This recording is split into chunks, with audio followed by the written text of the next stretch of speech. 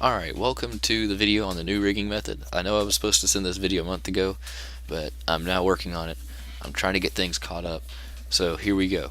Now the only thing that I've done so far is I've imported our male skeleton, and yes, I know it has a lot of duplicate bones. For some reason this one loaded up that way. We're not going to use all of them. Don't worry about that. But I've loaded that in. I've also loaded in a model. Now I'm going to send you some new files with this because I actually converted the models with a new method. Same converter, new method, and it actually keeps them from being inverted. All it does is it's messed up the rotation on some of them.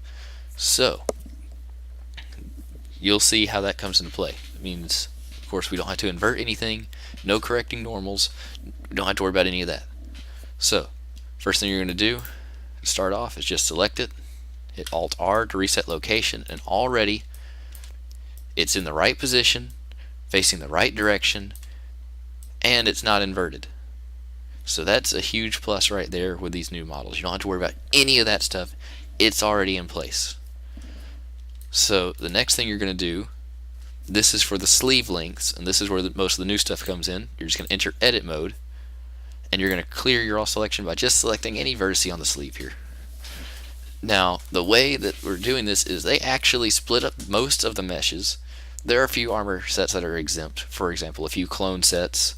I think the Umbaran set might be different. But for most of them, they're actually pre-split and modeled so that they adjust to the correct length just by hiding part of the model.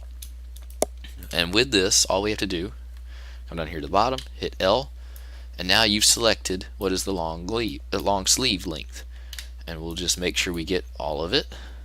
So that's all of that side. Sometimes the bottom doesn't connect, so you just have to make sure you get it too. And then you'll hit P by selection.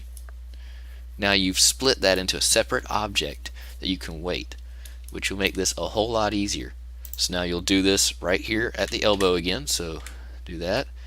Some of these, as you can see, this one right here doesn't connect exactly, so you just go in, select the bottom piece, make sure you get it all. So there's another one there if I can get it. Oop. Did not mean to hit vertex mode, or wireframe mode, sorry. And I'm not going to focus too much on getting this exactly perfect because this is a demo. I'm not even planning on weighting this. You know, we're going to ignore it. We're going to pretend I got it just because of the video. So now we'll do the same thing here. P by selection, and I misclicked. There we go. Now we'll do the same thing on the legs. And if you note, what I'm doing is I'm selecting both sides at the same time. That way you can actually hide both sides with a single object in the game, and you don't have to worry about multiple objects. So one object is both the long, second one is both the medium sleeves. We'll come down here, do the same thing for the pants. Make sure again that it's got the bottom. P by selection. Come up here to the knees. We'll do the same thing. Linking. Double check, make sure it's got everything. We're good. P selection. Now, you have successfully at this point split the mesh up for rigging. Not only can this make rigging these hidden areas easier, it makes hiding them extremely easy too when it comes to adjusting the length. So what you'll do is and if you want, actually before I go, you can remove the doubles and you can smooth it out if you want. But we'll go back into object mode, and there's it smoothed out for any of you are curious.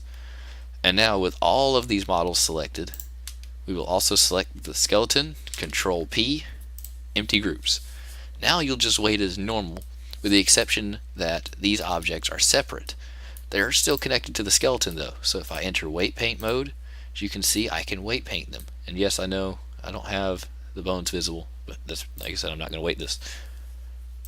But now you can do that. Also, it makes weighting these easier because you can come up here in the top, if you see where my mouse is, and you can hide specific objects. So I could say this one's already weighted, hide it. This one, it's already weighted, hide it. Now I can see the next length. And then even if it's hidden when you export, it'll still be visible on the exported FBX. Or if you save it as a .blend and send me that and I export it, it'll still be visible. So don't worry about that. Now the only other thing I want to get to, and I'm actually going to set this into pose mode and change it so we can see, just so I can show you this.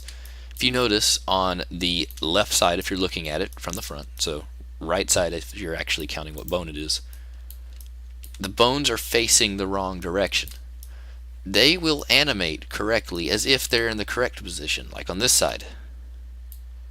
Again, ignore these extra bones, end, end, end, end, end.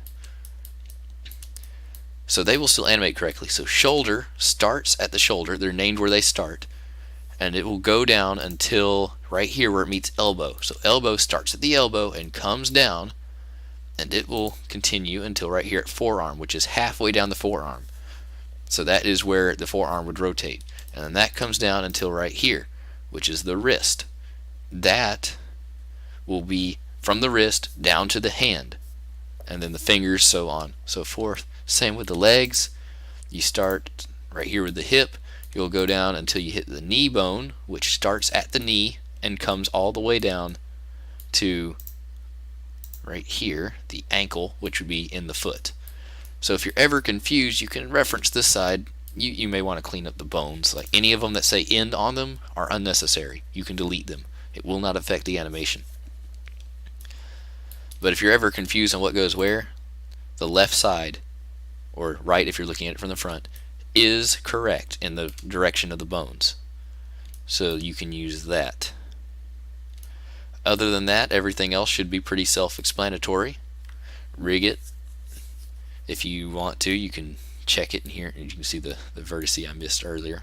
Vertices on both sides. But just try to make sure you get everything weighted properly, and you'll be good to go. From there, we can export it, put it in the game, and everything should work perfectly.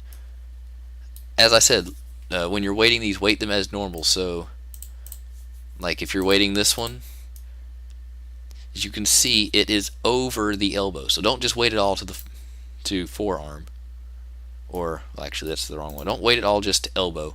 Part of it overlaps. So just imagine these bones are facing the opposite way. So this is where it would start, right here at this connection. So the other piece of this that comes past it, so let me actually select it so you can see. So the other piece that comes past it up here would be weighted to shoulder. And if you're sitting here thinking, Mark, you're over explaining it, I just want to make sure everything gets across. Also, this bone is inverted. This is your clavis. Same. If you need to reference it, look over here. That should be it. If you have any questions, feel free to ask me. I'll try my best to answer it where you can understand. That should be everything. See you next time you need a video, I guess, or if you ask me questions.